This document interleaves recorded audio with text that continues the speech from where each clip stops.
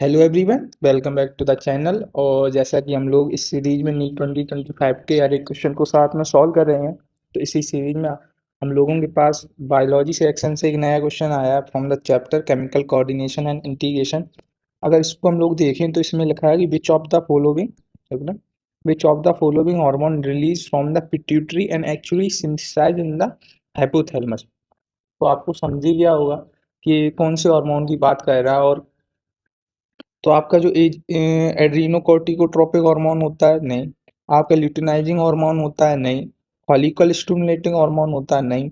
ये आपका anti diuretic hormone होता है जिसको हम लोग शॉर्ट में एडीएचपी बोलते हैं और वैसोप्रेसिन भी बोलते हैं। तो इसका ऑप्शन हो जाएगा थर्ड। और इसका थोड़ा सा एक्सप्लेन करें और अच्छे से एक बार रिवाइज कर लें तो देखेंगे आपका जो पिट्यूटरी ग्लैंड वाला पार्ट दिया गया अंदर एनसीईआरटी पैराग्राफ पे, उसको देखें तो pituitary gland is located in the bony cavity called sella turcica. ठीक है, ये इंपॉर्टेंट है याद करना।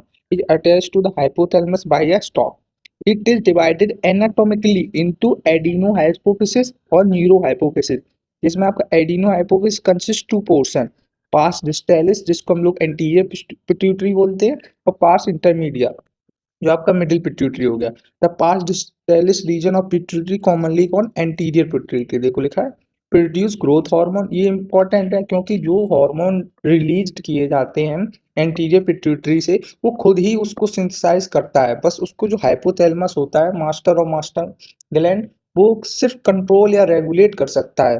तो जितने ये ग्रोथ हार्मोन हो गया, आपका प्रोलैक्टिन हो गया, थायराइड स्टिमुलेटिंग हार्मोन हो गया, आपका एडिनोकोर्टिकोट्रोपिक हार्मोन हो गया, ल्यूटिनाइजिंग हार्मोन हो गया, फॉलिकल स्टिमुलेटिंग हार्मोन हो गया, ये सारे हार्मोन एंटीरियर पिट्यूटरी ही सिंथेसाइज करता है, ये ही रिलीज करता है, बस वो रेगुलेट करता है आपका हाइपोथैलेमस।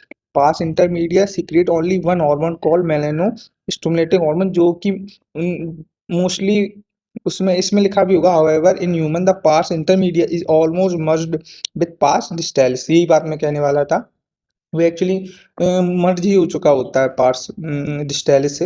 अगर देखें न्यूरो हाइपोफिसिस, जो कि आपका सेकंड पार्ट था, एनाटॉमिकली दो पार्ट में डिवाइड किया था, एडिनो हाइपोफिसिस और न्यूरो हाइपोफिसिस। तो आपका ये न्यूरो हाइपोफिसिस आया जिसको पार्स नर्वोसा भी बोलते हैं, also known as posterior pituitary.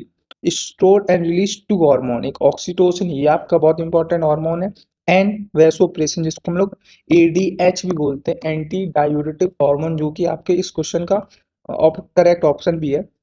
Which are actually, ये देखो लाइन भी लिखी है इस क्वेश्चन की, synthesized by the hypothalamus and are transport externally by neurohypophysis. ठीक है, तो एक ये एनसीईआरटी का बहुत इंपॉर्टेंट पैराग्राफ था और जिसको हम लोगों ने रिवाइज कर लिया। अगर आपको कोई भी हार्मोन या इस चैप्टर से कोई डाउट हो तो आप कमेंट सेक्शन में जरूर बता सकते हैं। और मिलते हैं नए क्वेश्चन के साथ in the next video. Till then bye.